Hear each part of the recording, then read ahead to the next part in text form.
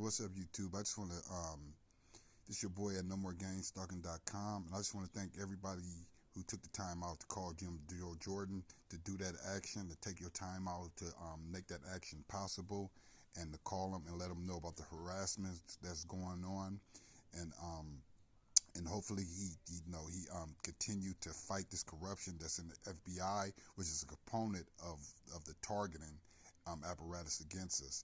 So thank you for calling them, and thank you for taking that little action. And here we go, y'all.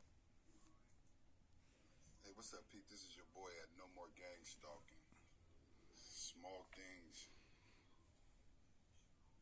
do big things. So if Republicans do win the majority in the House, that would mean that Ohio Congressman Jim Jordan would be set to take over the Judiciary Committee that would give him power to launch investigations and even a possible impeachment of President Biden. Congressman Jordan, now the ranking member on the Judiciary Committee, joins me now. Congressman Jordan, always good to have you with us. Thanks for being here today. So what would be your, obviously that's a big deal, and all of these investigations would take a lot of your time. So what would your priority be? What would you address first, and what do you think is most important? By far the most important is the Justice Department that's now political. You cannot have a political Justice Department and also have a free society, a free country. So that is the most important thing, and we're gonna dig into this, Martha. We've had, and I've said this many times, we've had now over 14 FBI agents come to us asking for whistleblower status, talking about how political that place is. That has to change, because if you have a political Justice Department, if you don't have equal treatment under the law, every single liberty we enjoy as Americans is in jeopardy. You think about the 5 fundamental rights we have under the First Amendment: your right to practice your faith, your right to assemble, right to petition, freedom of the press, freedom of speech. They're all in jeopardy if the Justice Department doesn't treat people equally under the law. And right now that is not happening, as evidenced by the fact 14 FBI agents have come to us seeking whistleblower status and talking about how political things are there.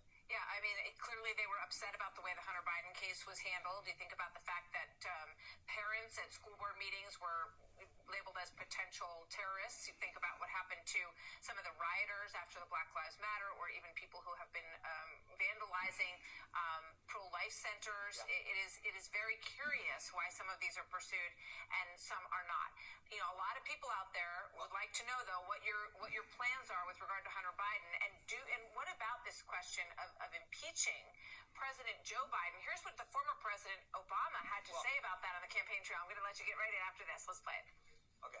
If they get control of Congress, they will spend the next 2 years investigating President Biden and their political opponents. That's all they want to do. They see it as payback. They've already got prepared that they're going to impeach Biden. They're not sure what for, but apparently that's beside the point. What do you say to that?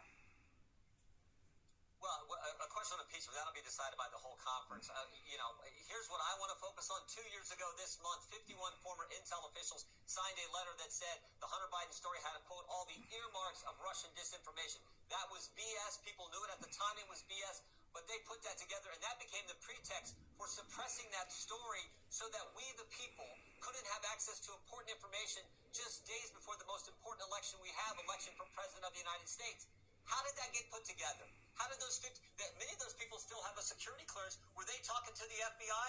Because remember, the FBI went and talked to Mark Zuckerberg and said, oh, Facebook, you might want to keep this off. This has all the earmarks of Russian disinformation.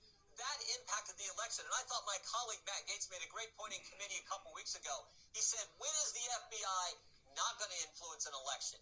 2016, they spied on President Trump's campaign. 2018, it was the Mueller investigation. 2020, they suppressed that Hunter Biden story, called it Russian disinformation. And in 2022, they raided the home of a former president 91 days before the midterm election. So why don't the FBI just stay out and quit being political and let the country decide, let the people decide who's going to represent him. So that is something we need to dig into for the sake of our country. We need to get an answer to how they put that together and suppress that key story. That's something I want to look into. Yeah, well, I think that's very fair. I think a lot of people would look at that, and they do want to have confidence in the FBI, and they have seen sort of the picking and choosing that appears very partisan.